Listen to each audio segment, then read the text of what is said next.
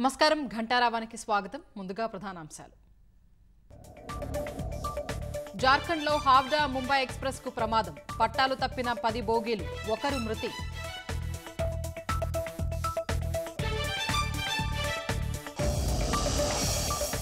కేరళలోని వైనాడ్ జిల్లాలో విరిగిపడిన కొండ చర్యలు 7 మృతి 20 మందికి గాయాలు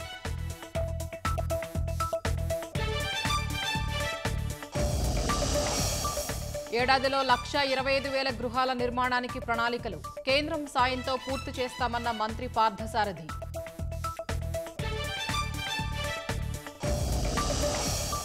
వైసీపీలో ముదిరిన ఆధిపత్య పోరు జగన్ తరువాతి స్థానం కోసం కొట్లాట